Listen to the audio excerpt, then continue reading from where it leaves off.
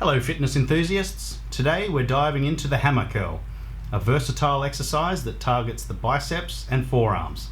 Stick around as we guide you through the proper form, step by step.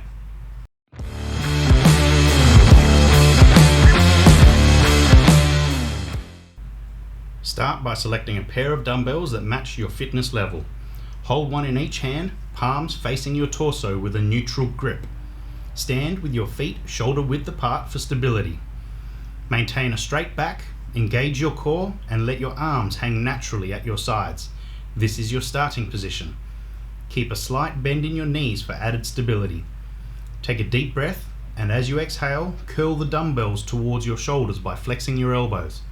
Keep your upper arms stationary and focus on contracting your biceps throughout the movement. Maintain a neutral wrist position throughout the curl.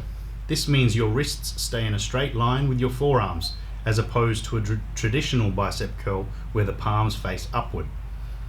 In a controlled manner, lower the dumbbells back down to the starting position. Avoid swinging or using momentum. Feel the stretch in your biceps and forearms as you lower the weights. Perform the desired number of repetitions. Exhale as you curl the dumbbells up and inhale as you lower them down.